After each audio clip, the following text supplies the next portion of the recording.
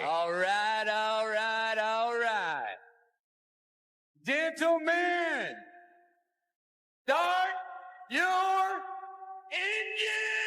engine! Drivers, start your engines! Gentlemen, start your engines. Remember what I told all my drivers? Reach up there, pull those belts tight one more time. Drivers, start your engines! And gentlemen, start your engine! And I forgot to take that off. Welcome back to another episode of the Green White Checkered Podcast. I am Andrew, joined with Austin, Joe, and Zach. As always, we're going to talk about Chicago Street Course. And I know Zach and I were talking before the race, and we were hoping to be a dry race. Well, boy, were we wrong. And then we had the Xfinity race, which, amazing. The Xfinity car is perfect. We should run the Xfinity car everywhere. Don't even at me at it. Just do it. NASCAR, let's get going on this. But let's jump into the Cup race. We got rain right off the bat. A little bit of a delayed start. Teams were allowed to put on whatever tires they wanted. So NASCAR just let the teams go at it this week and do what they wanted. Austin, you're shaking your head. How are you feeling about it? I feel great. I like that they gave the teams the choice. I think that's something we talked about last time. Yeah, it was earlier than that. There's something we might have talked about last week, but we talked about it before. Yeah, sure. We talked about it sometime where 2 weeks, I feel like it was a while ago though, where we talked about, hey, let's let the teams choose. And we all kind of agreed that we felt that NASCAR was going to eventually make the move to let teams choose. Just since rain tires were such a new thing, they wanted to control it for the first little bit and then switch over to then letting teams control. So it's nice to have that officially confirmed that now, teams are getting a little bit of a choice. I like that, that we're moving that direction. So I was happy with it. I like rain whenever we can get it. I just like that it mixes stuff up. I feel like sometimes, I feel the same way with Formula One. I didn't get to watch all the race this weekend for F1, but what I saw, it was kind of rain and not rain and rain and not rain. So I think it's always fun to kind of mix things up in a non-chaotic way. I guess you could argue it's chaotic, but I thought, I don't mind the rain mix up, but I ultimately am very glad NASCAR gave teams that choice. Joe, what do you think about having the choice? Oh, 100% agree. We've been calling for that for forever, and I thought it was great. I mean, they did it from the start, the whole race. It wasn't just like stage 2, you can do whatever you want. It was from the start because it was raining, but not hard, and that dry line came in pretty quick there, at the beginning and then at the end, and it made for a great race too, right? You had obviously Bowman gambled with staying on wet tires, and it paid off barely. And then you had guys like Bell and Reddick, and they all came to the top 10 there at the end on slicks. So it was made for a great race, a lot of fun passing. And they got to do it at every track. Well, all the road courses, I should say. Zach? Rain just proves what we say all the time is that these cars need to be hard to drive because rain creates conditions where the cars are very hard to drive and you're slipping and sliding. And even, to my disbelief, I always view things like a GT3 car, and if you get them crossed up, they don't like that and they snap. But in the rain, they were, you saw them on restarts and stuff, especially, they were getting all crossed up and they were fine. They weren't snapping or anything. So I think rain just proves that we need to take more grip out of the cars, because look how good the racing is when there is no grip. My biggest complaint probably is just how the race is managed overall. I don't like the 4:30 start time for 4:30 Eastern start time for a race where apparently we need to get it in on Sunday, because it sounds like racing on Monday really wasn't an option. And we got our backs against the wall with darkness coming up. I don't love that. I didn't like him. It felt like we were hauling around there for a little bit when the rain was coming. I do appreciate NASCAR slowly working. I guess I get it. They're slowly working into the rain, getting a little bit more comfortable each time. But I'm longing for us to get to the point where they just say, well, weather might be here, so good luck, and we Yeah. just race. You know what I mean? But like it seemed like rain. I guess the race was supposed to start at 4:30. Rain kind of crept in like right at 4:30. Well, 3:30 local time, whatever. And then they were like, we gotta see what we're gonna do. So that sucks. But I mean, the racing itself was very good. Yeah. So I'm going to touch on a couple of things. One that you said on Discord was What I said, why are we allowing pit stops here but not at New Hampshire? that was confusing to me. Why? What's different? So, I mean, we've seen this a couple of times. It's not the first road course we've had, rain on. And just because, New Hampshire started as a dry track versus Chicago starting as a wet track, I think that changed things. How's that changed things? Chicago wasn't dry before 4:30 yesterday? Because they prepped the pit stalls during the race with sticky stuff, glue of sorts. And you also get rubber buildup, which is, you ask the drivers, it's slick and stuff like that. I mean, it is a public street, so I imagine there's some rubber on the pavement. And they're saying that the pit boxes at Chicago are even smaller than they are at like a track like New Hampshire. So I don't know. It's just the stalls might be smaller, but it's wider for sure. I mean, wider doesn't matter. Your stopping distance is shorter, and that's the concern, right? Is that you're stopping and you're slipping through the stall. Like, I don't know. I just don't get it. I don't get why we can do things one place but not another. I 100% think that there should be like a wet weather pit road speed limit. I like that idea. I think that would help keep people safe. But I don't know. It's just like kind of confusing. And I wasn't the only one saying that. There was plenty of people on Twitter that were sort of confused by that too. Like, we can do it here, but not the other place. Like, it's only been 2 weeks. Okay, so you want non-competitive pit stops during rain races. Austin, what do you think about it? That was a great spin. Wow, are you a journalist? My God. That's a politician. Zach has bad takes.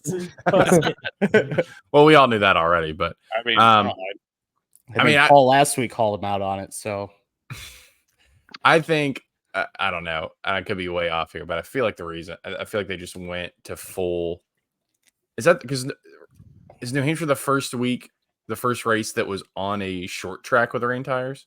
No, Richmond.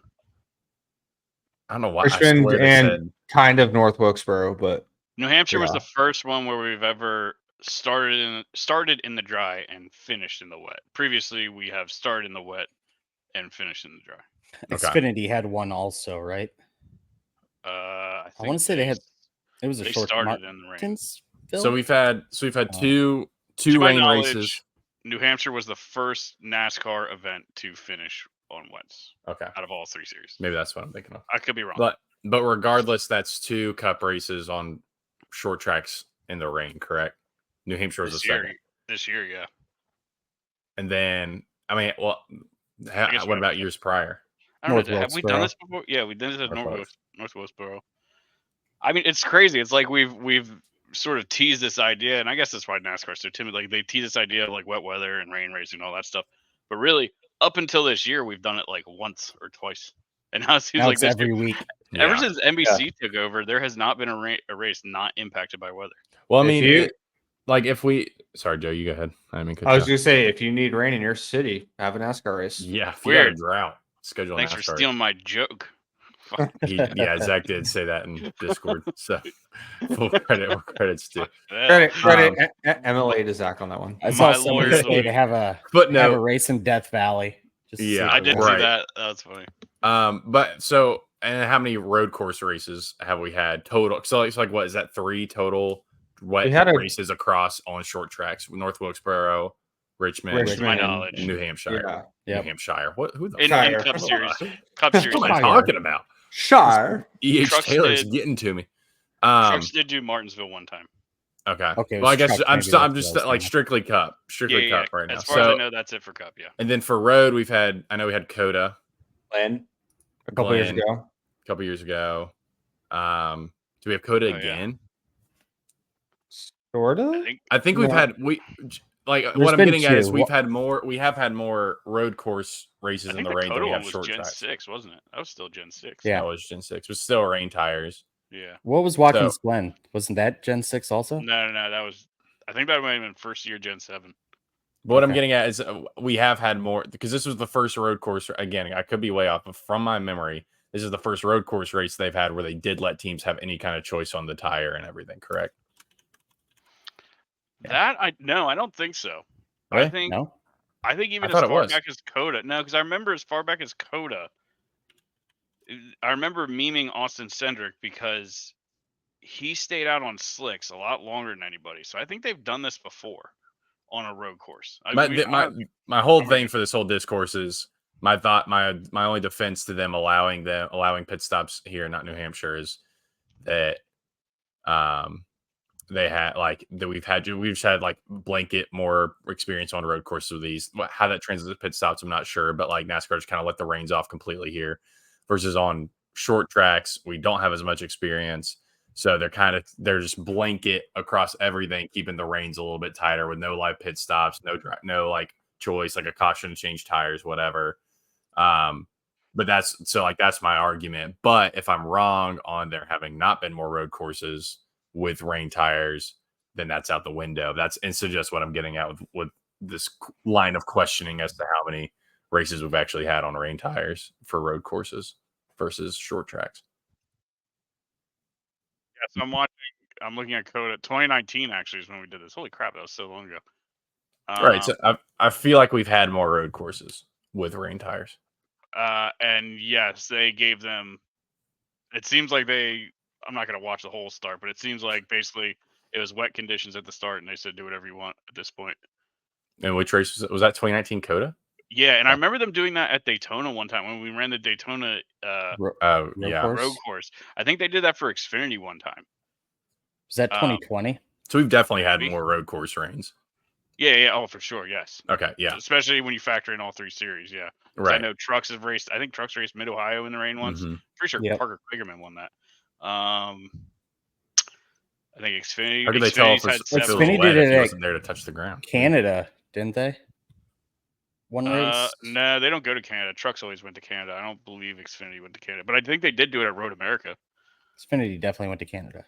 Anyway, that's my only argument is that more races. Yeah, more races. So they said, "Hey, y'all do what you need to do." And yeah, does live pit stops necessarily translate? I don't know.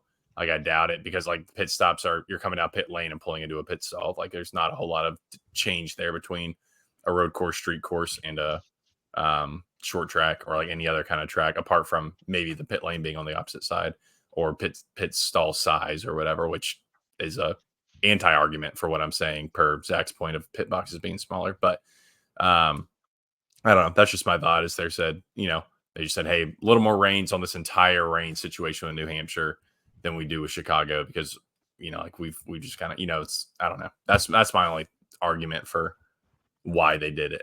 If I agree with that, I don't know. As the resident NASCAR show, yes, I completely agree with that, obviously. But our resident Dave Moody, make sure you block. Okay, whoa. Let's not go that far. All right. We're going into that. I feel like Gluck's starting to get that way, or the teardown in general. Yes and no. I've heard him call out NASCAR just as much as I have too, but it just seems like they're more. We're gonna start talking shit on other podcasts. Yeah, I mean, we already do on. Well, yeah, we're the best. Door bumper clear. Yeah, that's true. Punching down, it's just kind of a bad look for us, Come on the pod. Yeah, bad luck to punch down those other podcasts. Nah, I've heard Gluck call out NASCAR plenty of times. I don't think he's caring for them at all. I think he tries to find a positive spin when he can, but I don't know. You're also going to have to show me the Xfinity Series Canada race, because I don't believe you. You're going to have to find that date for me. Joe, how did you feel about the pit stops? Anything to add? No, I think y'all covered. I would like them to. I would just like NASCAR to say why. Why is it different? Yes. Yeah. Just be consistent. All I wanted them is to be consistent, which we know is hard for NASCAR to do sometimes. See, I don't even think it's that, though, because they've been saying that, the more we do this, the more they're going to open it up. We just did it. They have said it. I mean, say that this time. Like before, like it was just 2 weeks ago, they said we're not going to do competitive pit stops in the wet, and then we do competitive pit stops in the wet. So if they're saying, because there's so much backlash. Yeah, because what was their backlash for? For not doing them? Yeah. So then wouldn't you think if you're suddenly having a change and you want that positive press out there, say, hey, we've decided we're going to do this in the rain from now on. Like we've moved forward. mean like Elton Sawyer saying on XM after that race that the more we do this, the more they're going to allow it. And then they allow it. Now people are like, oh, why'd they allow it? Because there's no communication. Like there's no like, They told hey, the by the teams. way, going forward, you know what I mean? I'm sorry. You were saying Gluck was shilling for NASCAR? I'm just repeating what Elton Sawyer of NASCAR said, and you're saying, oh, they didn't tell anybody. They literally said they were going to do this. They said they were going to look at doing it in the future. They didn't say the future was Chicago. 2 weeks. Right Future's now, old man. Yeah. Right. That's not an official announcement. That's saying, oh, we're going to look into it. Like that's not. They just said the more that it happens, the more they're going to allow it. And they allowed it. I don't see what the problem is. Like everybody's up in arms. Nobody's your up in problem, arms. Zach? You're just confused. Yeah, Zach. Zach's just problem, mad. Zach? Hates NASCAR. Hates America. Andrew gaslighting Fitzgerald. Oh, but Why Zach, are you you mad? getting gaslit. Come on. Why are you mad? Okay. So another thing you had mentioned, though, is the start time. And we talked about it. The only reason I can come up with is because at 4:30 Eastern here, it is, what did I say, 8:30 a.m. in New Zealand. Nobody gives a shit. It's because it was a concert. It's because they have the music. Oh, festival. fuck off. They had that shit after the race. That's literally what they said. That's what all the people in NASCAR media said. They can do the fucking bullshit afterwards. Well, that's what they're saying. They're saying the Nobody whole reason cares why about time Toby Keith. It's he's dead. I said it. I said it. Whoa, hold on. Was it Toby Keith? I don't remember who it was. That's an American Australian hero. All right. If you want to him on Twitter at Pixby. His views do not like that. I don't even know who the concerts were. I know the Chainsmokers were after the Xfinity race, but was the meme I kept seeing around. Yeah. I don't know. So back to start times. I mean, they need to go back to like specifically for Chicago. Like I think Zach mentioned it before. You can only race on Sunday. You know when it's going to get dark, and it's the summer in a lot of the country, like especially in Charlotte. If it's the summer, it's very humid and it's probably going to storm most nights during the week. Actually, the most statistic I looked it up on NASA today. The most statistic. NASA. Yeah, on NASA. Scientific. Yeah. I just wanted to look it up. NASA lies about the shape of the Earth, so I bet they lie do. about it It's a lot flat, more, so this might be inaccurate. I don't know. But yes, statistically, your afternoon, early evening is the most likely for thunderstorms. Yeah. So you are correct. So it's like you know that. Push it up. Okay, they're in Central Time. Make it 1, 2 o'clock. Right? There was no rain until noon. Because I even looked it up. I just lost it, but because all the races kind of in the early 2000s and up to like 2010, they were all like kind of 12-1 range. The ratings were through the roof. So if they're chasing ratings, well, it's because Fox hadn't killed the sport yet. Right. Yeah. So I know different times, and they're not going to get 9 million viewers a race tomorrow, but clearly something worked if you had a bunch of people watching it at 1:00 p.m. Right? They get home from church. They're not doing anything. And obviously football season takes a hit because football is infinitely more popular than everything. But start making these races earlier. It's not going to hurt. And you attract rain to every racetrack you go to, so you might as well. They need those West Coast views, man. That's why we're doing it, which is I don't think we get that many though. Because like I forget who tweets it every week, but they tweet like the top 10 markets, and it's always like Greensboro, Charlotte, Atlanta, and all these southeastern. Maybe there's a couple Midwest cities in there. It's like we're catering to who? A couple people in California. We love y'all in California, but why are we catering to? Do they not have DVRs in California? They're just eating their avocado toast, but they don't have them in New Zealand. Sports, man. I hate watching. You don't DVR F1? No, I do. I'm not getting it live, or I watch the recap. 4 o'clock in the morning. So one of the last Fox races, I thought I was going to be slick, and I put my DirecTV to record the race, and I was like, hell yeah, I'm going to start this half hour late, and I'm not going to watch any commercials. And I hit start, and I try to fast forward through the fucking commercial, and they have it disabled. I was like, God fucking damn it. What cable do you have? I can do it. It's DirecTV. Yeah, wouldn't let me. Xfinity. It lets you do it. You can and I think, the computers. right through I the mean, And like it's my not last like point, regulation. Denny was saying on his pod, like it's mostly the network's decision, which is not shocking. It's not like breaking I mean, news, we all but know that TV controls the start time. yeah, it's just like That's fact. NBC. You You don't need care to grow about balls. you don't care about IndyCar anymore. Just swap the start times. I mean, I Come on. did see some of that being an issue too, because I think IndyCar was on before, It and was, yeah. NBC is covering IndyCar and blah blah blah. So Move it Yeah. to USA mid race. next year we won't have that issue with NBC and IndyCar. It'll be a Fox problem, so I'm sure they'll handle it well. And Oh, surely. yeah, so I don't know. It's just to echo Joe. It's if you are up against a time barrier, as far as night coming in, we don't have nighttime. New Hampshire, another example, Chicago, most of these road courses. Start earlier, like just those races. Like it's just I don't know. It sucks because I think we ultimately only had like 30 some green flag laps, I think.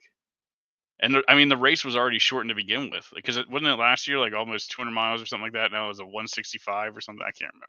But they shortened the race from It was last year. 165 this year. I think it was 200 last year. Yeah, so it's like it was already a shortened race, and then you have unfortunate weather hit because you schedule the race for prime time bad weather, and I don't know. Then next thing you know, we're looking at, oh my god, are we going to finish this race with only like 20 laps done? And it's funny. Like I mentioned ratings, but it was the NBC's second most watched race in 3 years. So funny. I mentioned ratings, and Well, that one did well. There's But you mixed. say that, and then I saw a thing from Adam Stern. I was super confused that said like this race was down from last year. So I don't Yeah, I understand saw that also, and yeah, it doesn't how make that sense to tracked. me. yeah, I was much confused on that. But Here's my thing with start times is how much like I don't know, like yeah, the main markets are Charlotte, Greensboro, North Carolina, the East South, Coast. whatever, East Coast. But that's not like you can't just cater to your main markets. That's not how you grow. You know what I mean? Everyone, it's capitalism. Everyone's interested in growth. That's all you care about as a business is works. growth. So you have to go after these new markets. But how much of a difference is it really going to make of a, if we start at 3:30, like we do most races, start at 3:30, like a 12:30 start versus a 1:30 start, that gives a whole extra hour to run the race. I mean, I guess the argument's to start at 1:30 or whatever Eastern time. Then yeah, it's in the morning for West Coast, but like and I guess like Sunday going to church or whatever. Like you're not catching the race then, but I don't know. Like I don't have a problem with starting at 3:30. Unless we're running out of time. I don't feel like we're running out of time a whole lot. I don't know. Yeah, but we like my point in all that is we can't just cater to the markets we already have. That's like obviously we don't want to neglect them, but I don't. 4:30 is not neglecting me, and race ending early because of weather is neglecting, I guess. But I don't know. Yeah, Just so 3:30 your times, fuck those markets down 12:30. there. Yeah, exactly. 12:30 is plenty, and I don't know. I miss the days of waking up and turn the TV on at 11 o'clock and watching a race. That was great. I loved it. But it is what it is, and I don't know. I hope these new networks come in, kind of make the races earlier. Don't, I mean, Amazon doesn't have a show to interrupt if we start early. No. So, but I do agree with Drake's point. Like you do have to. I was joking when I said fuck those markets, but you do have to sort of cater to them. Zach as well. hates California. Jesus Christ. This just in. But I think what you should do is not every race needs to start at 1. I think the vast majority. My main thing is when you are at a place that does not have lights and you're up against a darkness issue is when you should shift to a little bit earlier start time. Jesus Christ. Okay. So anybody want to right be on off the bat. So obviously we've already said multiple times, we get rain right at the start of the race, and NASCAR does something we haven't seen before. They say, "Hey, this is over at 8:30." Called it right off the bat. Let everybody know. This kind of goes back to, was it last year that we shortened this race? Yeah. They shortened it like midway through, and it was kind of like, screwed a couple teams over, and yeah. So I think it's a great move by NASCAR. Everybody agree? Yeah. Yeah. Yeah. I mean, they didn't make it clear. Yeah. Yeah, and they didn't even know at the time that we were going to have this big rain shower mid-race. It was just, no matter what, this is when we end. The other thing I'd like to do is, if we're doing that, is we're not breaking for stage cautions. Yes. Let's agree. get as many green flag laps, especially at road courses, just because, I mean, you have one caution. It could be 10, 15 minutes. Like I've said before, at Road America, 30 minutes was a stage caution, which is so ridiculous. If you're talking about putting in a timed race type thing and you're racing to a clock, now you're just wasting a shitload of time for a caution that you don't need. Yeah. There was a lot of criticism for the first stage caution. This one, oh, why is it taking so long? It's because it was a Josh Berry caution turned into a stage caution. And my complaint here is just shorten it all into one. Don't run 3 laps of a Josh Berry caution, say, oh, that's the end of the stage, and then run a stage caution. Just make it all one. Be like, that's it. That's end of stage. Unless it makes no sense to me. I wish we could be a little more dynamic in that. Like it's so dumb. Like, oh, we have 3 laps until stage end, so we're gonna run those 3 laps under caution. Then we're gonna run our 4 laps under caution for our stages. Like, it's just so dumb. Like, just say, nope, this is stage end. Get your points. You can pit next lap. All that stuff. Yeah, I think it was around a 22-minute caution there. Just seemed unnecessary. Then, we go back racing. We get this long pause, red flag. We go back racing on a clock, 100% on a clock this time, and we stop for a stage caution? Like, come on. It makes no sense. Like, during that red flag, they should have said, we're not stopping for this. Would have changed the outcome of the race because Christopher Bell and all them wouldn't have pit early to take dry tires. They would have stayed out on wets and, ended up making things a little more interesting. Don't get me wrong, but I don't know. Well, I mean, if you think, depending on how things change, I mean, there's still surely going to be a caution at some point. Like, somebody's going to wreck, and then you'll have another opportunity for people to pit or do whatever. And I don't know. I hate stages to begin with, but if you're going to make me do them, at least when we're got our backs against the wall for a time crunch, like, let's not do stage cautions. Yep. Joe, you agree? No stage cautions on time crunches? Definitely there across the board, no stage cautions. Period. No stage cautions. Yeah. Yes. No, you can still give out your points. Don't throw the flag. It worked so well the few races we did it last year. I know. Like, no, and like because Denny was saying it was they did it on road courses only. The Roval last year. Coda was great. The Roval was when they brought it back. Yeah, Roval was when they brought it back. It's just to help Chase Elliott. Well, it's because freaking, first of all, I think it was a scheduling issue because you had Indy Road Course and Watkins Glen back to back. So you have 2 road courses in your face. So that sucks already because this car sucks on road courses. And then both those races were kind of meh. I mean, but I also blame Indy Road Course for sucking. That's why nobody wanted to go there. Watkins Glen is Watkins Glen. But I mean, the road courses suck because this car sucks on road courses. So, like, you can't blame no stages for that. And I thought Coda, when they did no stages, was pretty dang good from what I remember. Yeah. Like, it was pretty. You had pit stop strategy and all that still, and it was great racing. It worked, but I don't know. I think Indy Road Course ruined it in people's eyes. They just were like, oh, we need stage cautions back because, NASCAR fans have the fucking mind of a fucking goldfish. Well, I mean, we've been conditioned to be that way, right? Like, we've been conditioned to think we need excitement, we need restarts, we need these wacky moments in order for it to be a good race. And that's why I was saying, what was it? Were we talking Nashville? Where we were just saying, like, it was just a mid-race and that was okay? Like, that's what we have to be more comfortable with. It's like, okay, this one wasn't a barn burner, but guess what? That's fine. You're not going to have a barn burner every race. And that's what makes your exciting races that much more exciting. Yep. So, I don't know. It pisses me off that we have stages. I hate them. Yeah.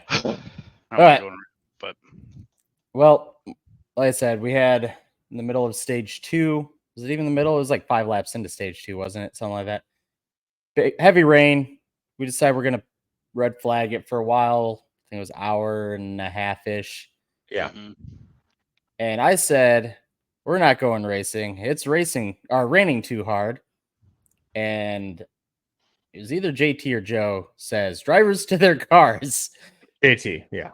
Yeah, and sure as shit, drivers to the cars, we go racing, spray everywhere, which NASCAR has repeatedly said, we will not race in the rain and will not race in this if there's spray. Becomes a shit show. We see Chase Briscoe end up wrecking and taking out one of the favorites for the race, SVG, Shane Van Gisbergen. God damn it. Gisbergen. And then yeah. Gisberger. I used to be able to say it right, and then everybody else said it wrong, and then I said it wrong, and now I can't get it right. But SVG takes him out, destroys his car. What do you guys think about the idea to go green there? Good call, bad call. Was Elton Sawyer on Sirius XM sometime earlier this week saying we're going to look at being more aggressive in the rain? Did that happen?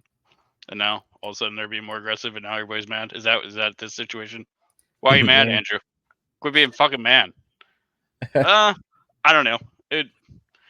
It's just like if they're taking these evolutionary steps of being more aggressive, it'd be nice to know, like just like them to say, hey, this week, next time we're up against rain, we're going to try X, Y, and Z. Honestly, I think they just did it because of what we said earlier.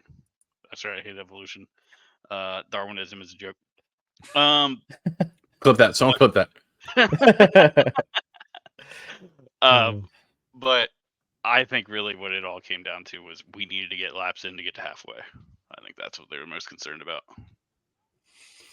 Okay. Joe, Austin, any other takes on it? Just a bad call. Something that didn't work out. Yes. Probably. They tried. They didn't work. And they'll hopefully learn from it. Well, Mr. Brandman, your boy will be joining Team Toyota. Maybe we'll have some better luck next year. Welcome to the club. So let's see. What else do we have going on? Well, we finally get going racing. Bell seems like the clear favorite. Again, he then pits, 2 laps before the stage caution, just like we see at every road course. Yep. Everybody switches to slicks. Almost except everybody. for what? It was like the top 10 did not. Yeah. Well, what became at the the top stage. Yeah. What do you guys think? Right call, wrong call? Joe, what do you think? Right call? It almost was the right call for Bell and Reddick.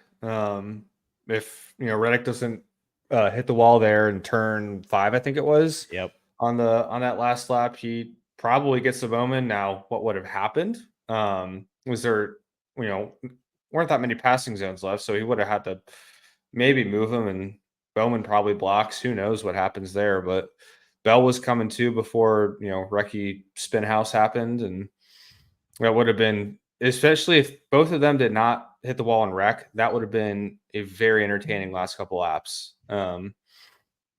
But obviously it was the right call for Bowman because he won. So, yep. Zach, right call, wrong call, pit stops? I think on speed it was the right call, but I think it was a risky call, and it turned out to be. But I mean, I guess if you're leading, you got to think they're going to do whatever you don't. So if you stay out, I mean, everybody was, I guess, well, I don't know, because everybody was trapped at that point anyway. If Bell would have stayed out, so they would have all stayed. A bunch of people would have stayed on rain tires anyhow. But then you have that next caution. I don't know. It's tough. It's a very tough call. I think on speed it was the right call, because I think if Bell doesn't get taken out, he 100% catches Bowman. But you're just putting yourself back there in traffic, and you never know what's going to happen. And when you get around Ricky Stenhouse, bad shit happens. Austin, same thoughts? Yeah, probably the same. I mean, I don't know. I like the different calls, obviously, and I think that's what makes some of this, all this fun with rain conditions, especially these like in between rain conditions. Like races being full rain, sure, that's entertaining because what they call rain the great equalizer. But rain on and off, changing calls and everything is, like, to me, that's what makes rain racing exciting. Rain mid race or rain before the race as the track dries out. So I don't know. That's why I love this, because it's like mixes it up without it being just chaos, of just a ton of wrecks that mixes stuff up. It's actually like some strategy, some risk and everything that's involved. And sometimes like rolling the dice a little bit, I guess. But obviously it's like rolling dice educatedly. So like playing blackjack, there's a little bit of luck, but also you're making educated calls the whole time. So I don't know. I think that, that's my 2 cents on, everything is just, that's why I love rain, Yeah. I love that we're finally racing on it to some degree. Rain makes corn. Corn makes whiskey. True. Whiskey makes my baby. Watch Ah. NASCAR. Watch NASCAR. Yeah. So We're about to get a copyright strike. I will say There goes I will all our say- revenue from this. Dadgummit. Yeah. Jeez. Brother, All get the a money real we job make now? from our podcast. Dadgummit. Come all on, the guys. millions of dollars. I I will say after I have this to week, sell mine now. I will say after this week, Zach and I will officially never be crew chiefs because we both made said terrible the calls all start- race. Yeah, all race. We're like, are I you put doing on it? rain tires at the start, and then they're getting lapped, and it was like, ooh. Oh, okay. And I then- don't know what I'm talking about. It was a humbling Yeah. experience. Which is Yep. yeah, that's funny. That's why whenever we make a race team, I'm the driver. Y'all are all the pit crewmen. And JT is our crew chief. He JT is always the makes good designated calls. crew chief. Yeah. Yeah. So with 10 laps to go, or 10 minutes to go, my bad, we get a caution. I'm over here just counting my money because I have Bowman to win, Joey Hand top 3, just money everywhere. It's done. It's over. We're good. Except we're not. We go back racing, which got to hand it to NASCAR. It was a pretty quick cleanup. Man, as a Reddick fan, I've never been so disappointed. I wanted that win so bad, like Chicago in a 2311 car. It's just so close. He was fast last year, and he cost me money. I mean, Bowman still wins, but Joey Hand ends up 4th. And it's just like, if you're gonna hit the wall, bro. Ty Gibbs, P3, good finish for him. Ran good all day. Yeah, but, and we didn't talk about it earlier in the race, Bowman got into Bubba, spins him out, a little bit of damage. After the race, obviously Bowman's won, doing his parade lap.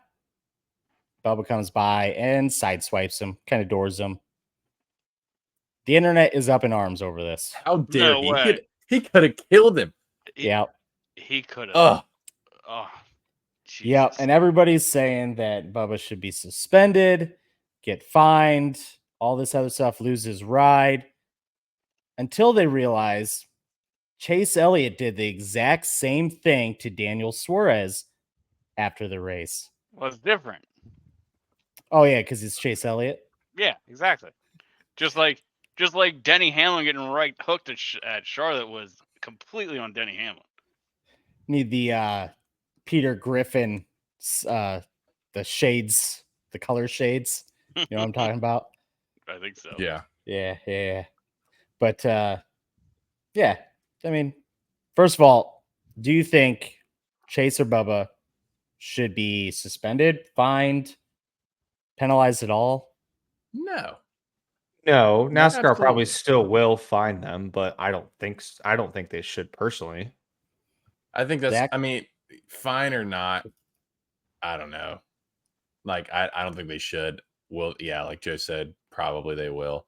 But I mean, what was the other time we had a discussion like this where it was like, We just had hosts of ours spinning out Harrison Burton. yeah.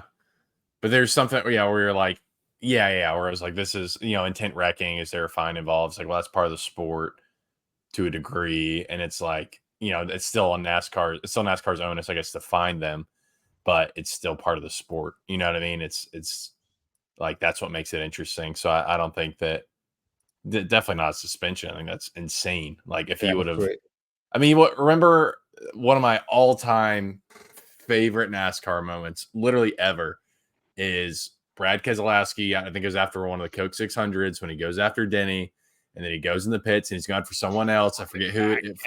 Yeah, and then bashes into Tony on pit road, and Tony just throws that bitch in reverse and just Yeah. destroys Brad.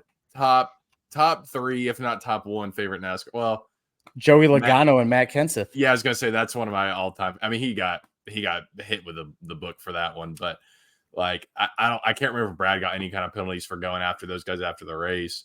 But like that's like so fun. Like I love guys going after each other. Like that's what makes NASCAR. That's what makes stock car racing is that you can do that. Because like as much as we give F1 crap for their insane penalties, or like Indy cars, like any kind of open wheel, it's like, well, it makes sense because you can't beat danging those cars, so you kind of have to penalize those. Stock cars, you don't have to because you can door a guy and it do nothing to either of you. So yeah, like let him express his frustration on the racetrack. I don't know. Like I have no problem with that at all. I don't care who it is. Obviously, people are gonna have a problem because it's Bubba for one reason or the other. Just like but like I don't know. I don't get that either because if Joey went after someone after the race, I wouldn't be calling for his suspension. And I hate Joey. If Austin Cindric went after someone, I wouldn't care. So I don't know.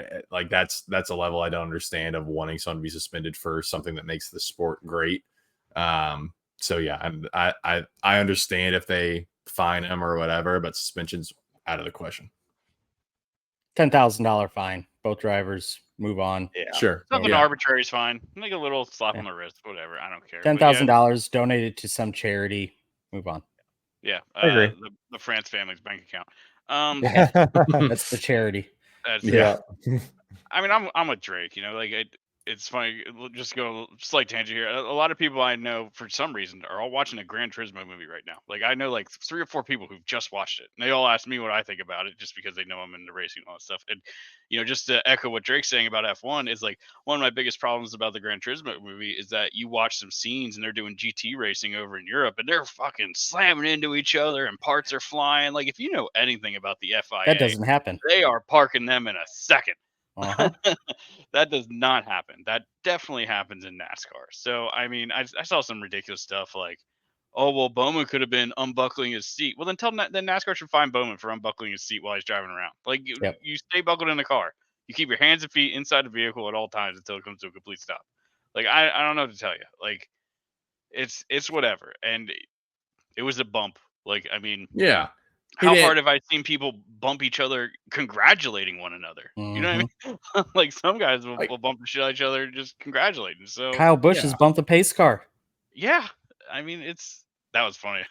Yeah. I get it if it's post race and if he like left quarter panels the dude head first in the wall while they're for some reason going 180 after the race is over. Sure, like suspend his ass. But slowest part of the track. Like, yeah, if you don't end up backwards, don't even talk to me. Like, I don't care if his seatbelt's off. Those seats, like he's got a Hans device on. He's got the racing seat he's molded into. Like, yeah, obviously you need a seatbelt for high-speed collisions, but a bump at 50, whatever, however slow they're going, they're 30, 20 miles an hour at that point. Like, no, stupid. Like, it's just copium to try to, like, find it being way worse than it was. It's stupid. It's so annoying. There's got to be some way to give Bubba a murder charge. We got to get him in jail somehow for this. It's just stupid. Like first name bunch of numbers. There was a Twitter account. It was Chase Elliott and Hendrick fan, and he was saying that Bubba needs to be suspended and that he could have killed somebody. And the first comment's like, "Boy, do you look stupid right now?" It was just like, "Yep." It's just so funny. I don't know. I don't want to say something like it's mostly Hendrick fans, but you do see like some Chase fans like giving Bubba shit, and it's just like it's so funny just because of what Chase did to Denny last year. Like, really? Mm-hmm. Do you forget? So I don't know. Like Give I him said, a fine. I'm fine with goldfishes. a little fine. Like, a little $10,000 fine. Quit playing grab ass or roll. Whatever. Something to say. Don't do that, but also don't not do it. Timed races, yay or nay? Nay.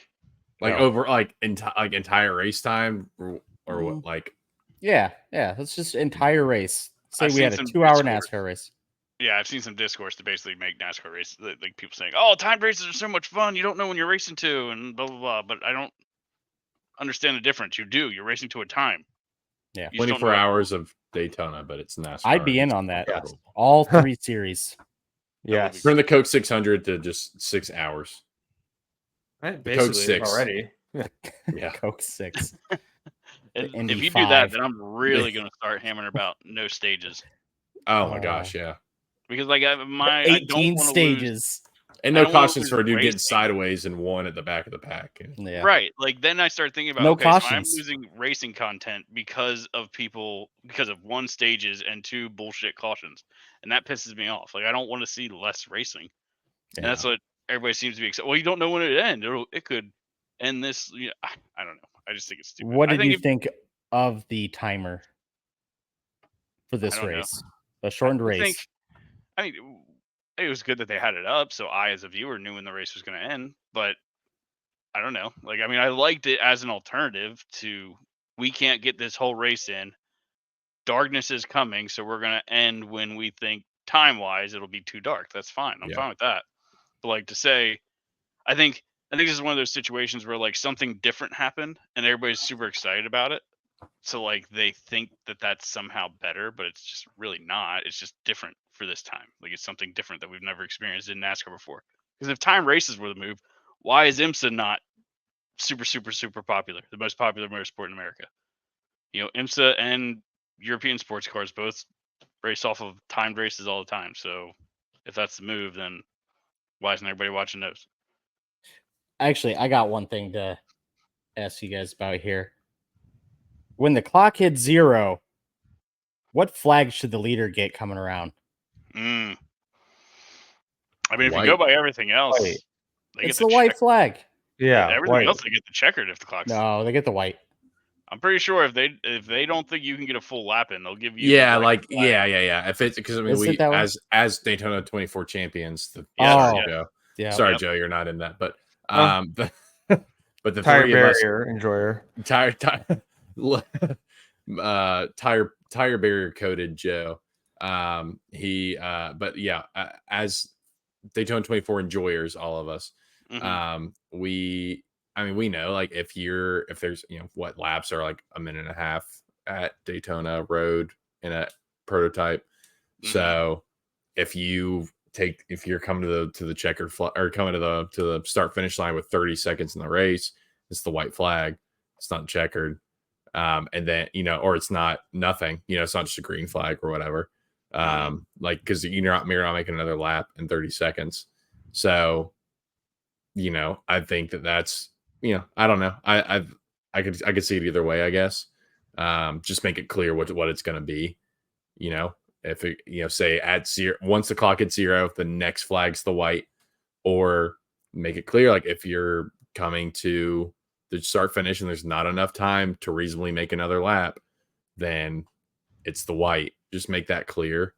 Even like a cutoff, like if you're averaging, a minute and a half laps, if it's anything more than a minute, 25, a minute 20, even, it's a white flag. Just set a clear line. Just make it clear. I think that's the only thing I'd ask for either way. Yeah, I think I remember actually this year Daytona 24. I think there was some shortened. Yeah, it was shortened because like I guess they miscalculated or something like that. So like they took the white flag, or they crossed the line with like I don't know, just 2 minutes to 23 go. hours and 59 minutes 30 seconds. Right. It was like they crossed the line for what ended up being the last lap with like 2 minutes to go, and everyone's like, "Oh, we got 2 laps left." And then all of a sudden they're coming out onto the NASCAR 3 and 4, and they're like, "Checkered flag," and they still had good 30, 40. They had plenty of time to make the line for another lap. So yeah, in endurance racing and all that stuff, they figure what a reasonable lap time is, I guess, and say, no, you can make one more lap. So they'll give you the white flag when they don't think you can make another lap. So that's how everybody else does it. And when you hit 0, you're 9 times out of 10 coming to checkered. Yeah. I don't know. I don't hate the way NASCAR did it, though. I guess I don't hate you just say you're running to 0 plus 2. I mean, that's basically what it is. You're running to 0 minutes, 0 seconds. Plus still 2 makes laps. no sense to me. Like +1. I think it's because nobody could explain it simply. Just you're running to 0 plus 2. Like that's just exactly what it was. But like they had to like, you're running to lap 0. Once the timer hits 0, then the next lap they get like it seemed like a really long. So that's why I think you just make it simple. Is you get the white flag once the clock is expired, or you get I mean, if you know, you want to, sure, whatever. I like the idea of 2 Simple. laps for some reason, okay. but I really don't Anything else for the Cup race, guys? We got to get this show moving. care. Yeah, a lot of No, news to cover. We're at. All right. I really like Chicago. I'll say that. I think I'm coming around Chicago Xfinity, overall. fucking great Xfinity race. was Great amazing. race. Oh my Yeah. god, Larson SVG battle, and then SVG just gives him the thumbs up as he goes by. Like It was awesome. It And was. I'm starting to like Cup cars on street courses. Maybe there is something there. We still haven't seen it in the dry yet, so I'm not sold 100%. But it did seem like the city. You know, my main complaint last week was I never thought the city seemed like they wanted us there. But the mayor came out and he was like, you know, yeah, we love NASCAR here and all that stuff. So whatever, man. I'm for it now. Yeah, I'm gonna go next year if they go. We were looking at tickets actually for this Sunday. We didn't go, but I had some friends who were. yeah. I had some friends who were visiting Chicago this weekend. So I haven't asked them yet, but I'm very curious as to what their opinion was on NASCAR being there that weekend and clogging up Lakeshore Drive. Sounds like it wasn't as bad as, you know, just general consensus it would be. I mean, but Chicago's big. There's plenty of other areas in the city you can go. Like, obviously, traffic's going to be worse, but still. Yeah, Lakeshore Drive is pretty busy, but I mean, if their detours are set right and all that, fuck it. Let's hop into news quick. Carson Hocevar gets a $50,000 fine, 25-point penalty. We kind of saw it coming. They'll appeal it. My guess is the points stick. Are they really going to appeal it? Have they said that? So they said there's SMT data that shows otherwise, but from what I see is as soon as he started hitting Burton hit the brakes and spun. So that's their only fighting chance I'll tell you here. what, though, if you do an appeal, you know, there's precedent that this penalty sticks. If you look at Denny Hamlin and Ross Chastain from the other year, you know, I think it should. Denny just said he just loosened up the wheel. So, like, he didn't even dump Ross. He just said he loosened up the wheel, and that was enough to give him 25 points and whatever dollar fine. So, I mean, there's precedent for this. Yep. So it'll be interesting. Josh Berry to the Wood Brothers 21 car next year. And I misunderstood. I thought Rodney was going with him, but Rodney Childers for LaJoy next year in the 7 Spire car. Yeah. Well, he also has a multi-year deal with the 7 car, so it could be with someone else driver is next year. Yeah. Haley Deegan officially leaves AM Racing. Sounds like it was pretty mutual, both parts. Hey, you suck. All right, bye. Yeah.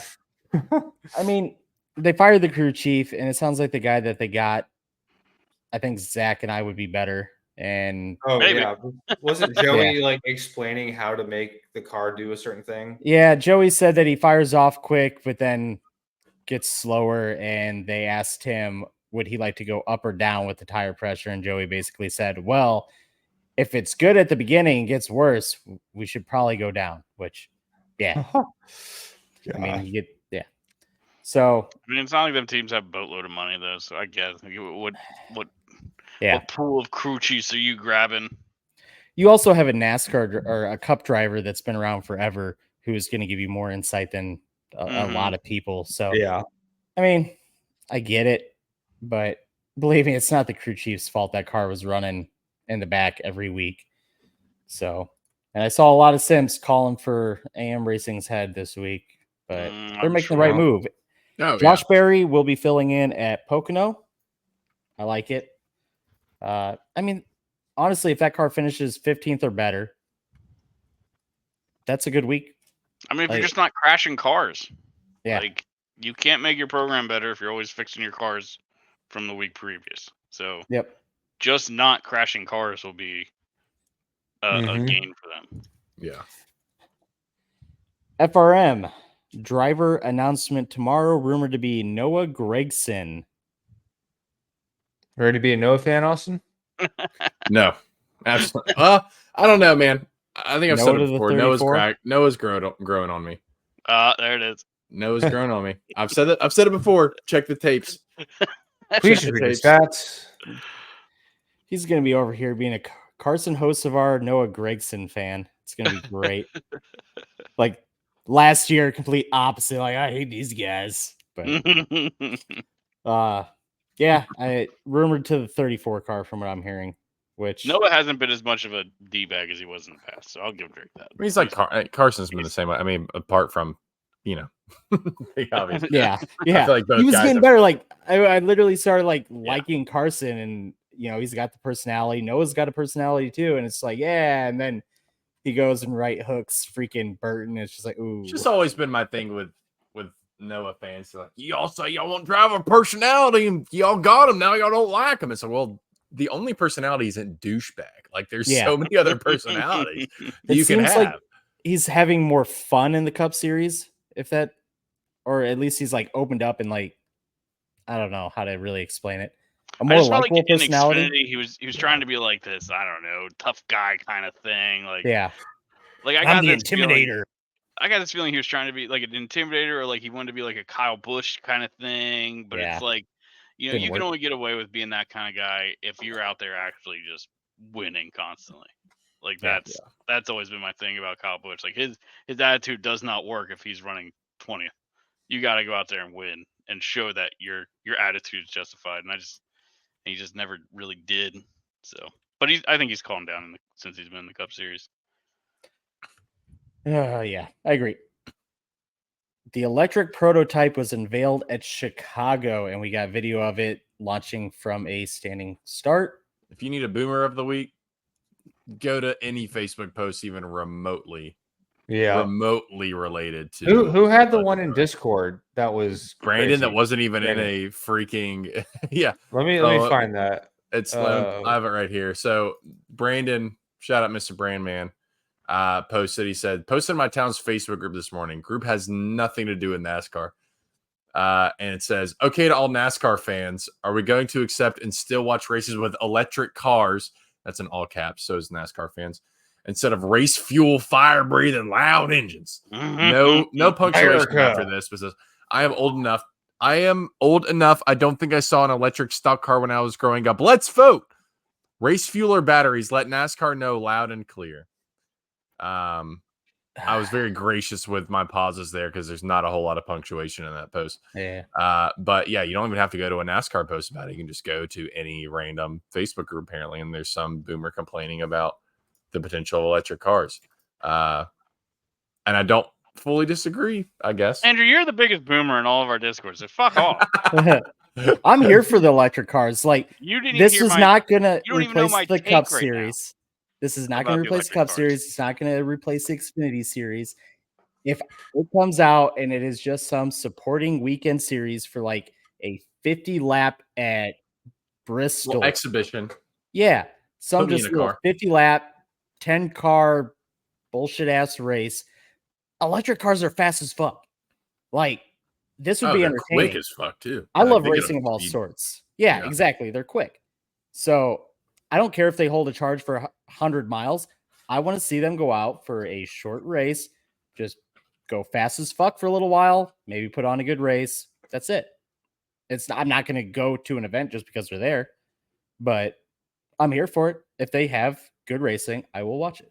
If it's an exhibition, though, however, inevitably one day, someday, surely in the future, NASCAR's got to make a move to full electric as stock cars replace the ARCA series. Yeah.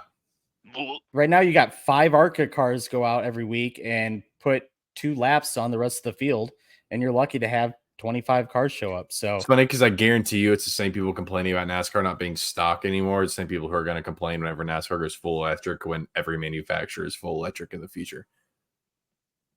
Yeah. It's like pick one. Like, which again, I think our collective stance here is that NASCAR does not need to be stock. Like, stock car racing can be a different category than a stock car, like by pure definition.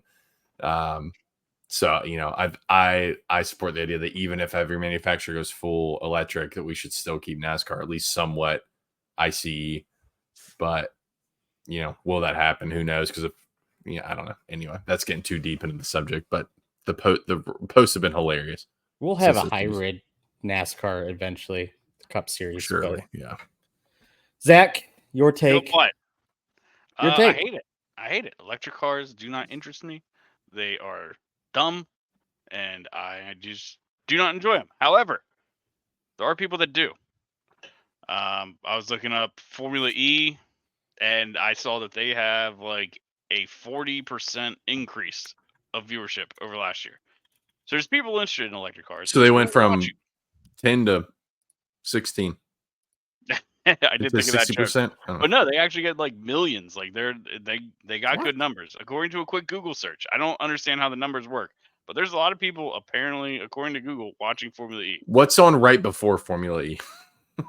I don't know. That's a good question. So is that's the other thing. soccer on right before? There could be some critical context that I'm missing from these numbers. That's very possible. Yeah. But I still think there is an audience for EV racing. They're all lame, but there's an audience for it. First 2 years of Formula E, I caught a couple races, and they put on a decent show. So you've been watching. I haven't seen him. I never see him on. I don't know when, where. You it's like the racing. IndyCar of if it was on, I'd watch it. I don't know when it's on. It's like IndyCar. I don't know when IndyCar is on. If I knew when it was on, I'd watch it. They got like boost pads, like in all kind. Like it's I don't like that. Oh, yeah. I don't like that. It's like playing Blur, but with like real. I don't know if it was playing. Blur before, but I know Blur. It's weird. So my thought is, if you want to have an EV series, so I kind of think of that. If you want to have an EV NASCAR series, maybe you do the goofy shit over there. You do, I don't know, some crazy stages with 3 wide restarts, and I don't know, every third lap they got to drive in reverse or whatever bullshit excitement factor you want to try to throw in. You do that in the EV series, and let me have my Cup series where it's just more about pure racing. I would live in a very happy world. But no, I would not watch EV NASCAR in any way, shape, or form. But I don't necessarily get mad at the idea of them trying it, because I do understand A, that manufacturers are going that way, and B, there is a market for people who do want to watch it. Call me Nathan. Oh, now I know what you're saying, but you got me saying it. This would be a trigger word for Zach, since he doesn't like evolution, but Neanderthal. Thank you. But I just love, as much as I was making fun of that post about race fuel, fire breathing, loud engines. It's kind of right. There's something about it, man. I don't know. I can't imagine showing up to Hickory Motor Speedway and hearing. It's like, that's not why I'm here. I'm here so I can hear the next day. What if they add speakers and do the Tesla engine sounds? Yeah, like you can no. Heck no. Absolutely not. I mean, it's an adjustment. Like, end of the day, racing's racing. I mean, the power output and whatever you call, like, the mapping is very different in an electric car, I think, than an ICE, because obviously you can get to power like that, like instant power from the motor. So I get it. Like, obviously the racing is going to be different in that sense, unless they do something with the engine mapping, I guess, but or throttle mapping. I don't know, whatever. But I don't know. It's I'm not, you call me a boomer or whatever, but I think that would be a hard adjustment for me. Even if they ease us in with hybrid, I think I think that, because they have hybrid, prototypes are hybrid, like the, LMPs, whatever, hybrids. But even if they ease us in with those and then switch to electric, if prototypes switch electric fully, that'd be very strange. So I don't know. I would have a very hard time adjusting to that if big NASCAR switched to electric. Obviously, that'd be way down the line of my imagination, like no less than 10 years, but that would still, from where I'm sitting right now, be a hard adjustment. I think there's a lot of things coming down the pipeline that I don't think major motorsports will go full electric for many, many years, if ever, because you have things like synthetic fuels, you have hydrogen, you have all different types of like fuel sources that they're sort of playing with and trying to get to, that I think motorsport might sort of follow that a little bit more so than full electrification. I said I can get on board with a hybrid if you do the right hybrid. If you do like Drake was saying, a Cadillac GTP type thing where it's still a meaty sounding V8 with some electrical boost, that's fine. But I mean, some of the best sounding engines out there, those starts from the pits. Oh yeah, the bump starts from those Cadillacs. Oh yeah, amazing. So So NASCAR in advanced talks with Nitro Cross to form an alliance so Nitro Cross can race at NASCAR tracks. Nitro Cross is electric. Interesting. Yep. Yeah, I think this is the move. I think they're going to buy Nitro Cross, and they're going to sort of, I don't know, rebrand it or something like that. They're going to tie it in. I think that's where their EV stuff will go. Yep. So, like I said, supporting-ish series or some kind of event on NASCAR weekends. I think ARCA should be, for the record, I think Andrew's talking crap when he says make ARCA electric. I think ARCA should be a late model series. Oh, I don't disagree with that. Like, I'd rather go to that and have 40 cars. But I wonder how much it's going to rather cost. Do you think electric would be more expensive? Like, surely I think it's right? I think it's going to bring in. I don't know if it's more expensive. I thought I heard that development car costs like over $1 million. I heard a lot more than $1 million. I heard like 1.5 or something like that. I think it had a B on it, but billion. I find that No like way, no shot. No, it's a souped up Tesla. No way is it $1 billion. It's a Cybertruck, damn it. That thing fell apart as soon as it jump started. Oh, you're right. 1.5 million. Look at that. But I mean, that's not that much for NASCAR. But yeah, no, how but much for are the an cars ARCA selling? team, you're saying about a smaller series. But that's to develop the car, right? But yeah, and so yeah, I was saying like ARCA team, smaller team, but I think what you're going to have within a full electric car is you're going to get different manufacturers coming in. I think it's going to be a manufactured kind of like F1 event where you're going to have your Tesla racing and your, I don't know what the fuck the other ones are, Ford Lightning cars. I don't know. But yeah, that's what I guess happens to it. And then you're just going to have drivers under that flagship and yeah. Have fun. Yep. I'll enjoy it for a week. And if it's bad, I'll give up. If it's good, I'll keep watching. But enjoy your blenders. Yeah. Let's move on to kill count. Man, there's so many more we didn't add to the list, but we're just gonna go Bowman 1, Hamlin 1, Briscoe 1, and Ricky 1. There's like probably 20 other wrecks in this race that either didn't cause a caution or weren't shown. So yeah. Survivor Zach. Survivor. Let's see. How do we all do? Let's most of us same as last week. Most of us did pretty good, but poor Drake picks Luck, hands man. down the favorite. Chase Briscoe. More like Chase Stupido. And just gets cleaned out and finishes. I don't know if he finished 36 or not. I just put 36. I think it was last. Yeah. Whatever last was, let's put last. Because I think he was an extra car. So, well, there's probably 2 extra cars. So it might have been 38th or something. I don't know. Yeah. But anyway, he was last. So that's very unfortunate. Just last. And then who came in third? We all had some good finishes here. I mean, yeah, the rest of us are top 5. Joe with 5th. Wait, yeah, Justin Haley got 5th? No, McDowell. I McDowell.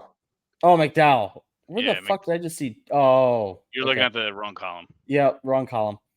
Then I had Joey Hand. Yep. And 4th, and Ty Gibbs 3rd. So who about Joey Hand better pick than SVG? I mean, obviously he's the best out there. I mean, he wasn't gonna be, but then they stayed out on tires than that. Yeah. Also, fun fact: this is the first time I realized this weekend was the first time I realized that his name was ended with an N and not an R, because I feel like they called him Gisberger. Well, that's so much before. I think that's what goes with what Andrew was saying. Is like you've heard so many people say his name so very wrong. Yeah. It like throws you off now. I was like, huh? Gisbergen? What? Who's that? And I was like, oh. Like I think the first few times I heard it was like Gizenberg. I was like, what? Yeah. Yeah. And then like you look at it now and it's like, oh, this is really easy to say. And right. then I don't understand why they were having so much trouble with this. They were saying it like a kid who just learned a cuss word and like says it all the time. They were saying his name all the time. Like they weren't saying SVG very much. They were saying the whole. You could tell they practiced that stuff. Yeah. Shane Van Gisbergen. I can't say it. Hey, you didn't practice. It's fine. You're not part of the broadcast team. Yeah. So, yeah. Awesome. Interesting week for us at Chicago. So on to Pocono, Mr. Drake. Who are you taking? Famed Pocono champion. Mr. Denny Hamlin. You can Dead last boo my finish. rock. That's what he said last year. She boo on my rock till I. Joe. Going with Justin Haley. Good pick. Good pick. Just I'm going to go Haley. with Willie B. Where had that team been? Yeah. I feel like Rebound Byron- week. I feel like they've just been off. Am I? Yeah, I crazy haven't- for thinking that.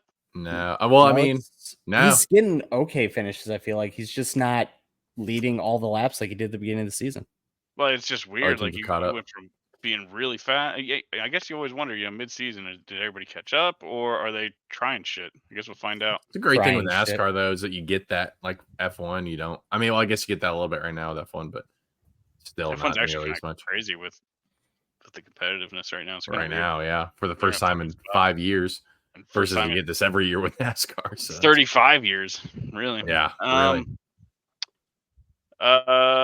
So Joe's got Justin Haley. I'm gonna take Bubba just because I think Bubba He's does okay, surprisingly good at Yeah. Pocono.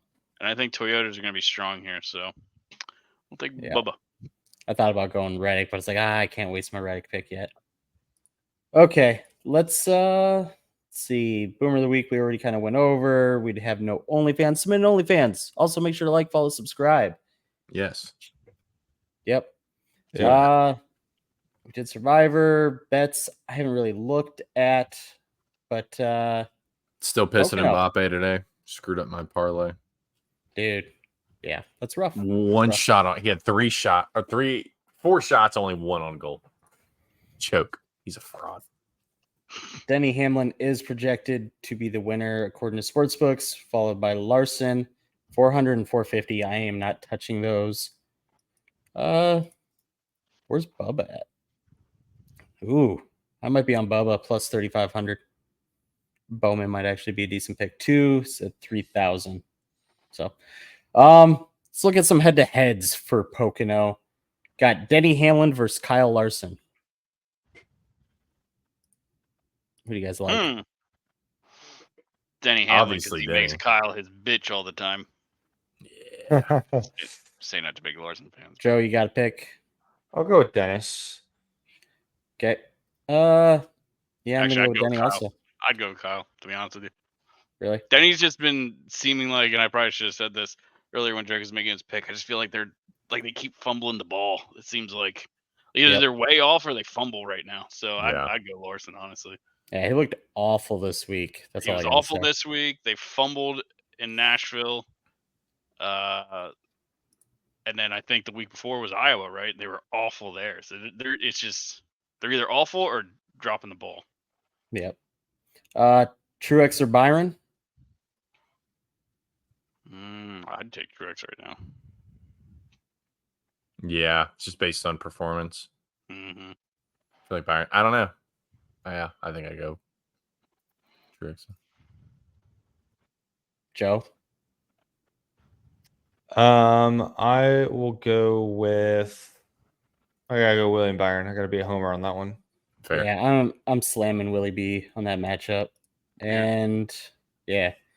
Chastain or Kyle Busch? God. Ross. I'm going Ross there. Yeah. I don't know who's picking Kyle over on anything right now. I think you got to go Kyle this week. I really do. No. You don't. Yeah, he's We got got to a have a top 10. rebound week. It's got to We happen gotta- sometime. We got top 10 in Chicago. We're back, baby. Yep. Elliott or Gibbs? Chase. Gibbs. Gibbs. Blaney or Brad Keselowski? Blaney. I don't know. I kind of want to say Brad K. Brad K. It's fine. Take the losing pick. It's okay. Yep. You can't win them all, you know. Yeah. And final one, Bell or Reddick? Ooh. Reddick. Oh, really, Zach? Bell? What? Joe can be the homer and I can't? No. Exactly right. Reddick. Yeah, Reddick also, and not because I'm a I'm homer, tra- but I'm tracking that 23-11. 23-11 is historically good at Pocono, which is weird because their owner's really good there too. So, yeah, a little bit of a longer episode this week. But we'll be back next week with Pocono. Tuesday nights at 9:30 Eastern. Make sure to like, follow, subscribe. Give us a thumbs up. It helps us a lot. Comment if you can. Paul, thank you for the comment last week. And Zach is always wrong. Andy hates everything. Correct. What? I don't hate everything. She poke on my no till what turn 4? Yep. All right. See you next week. Bye. Bye. I love you.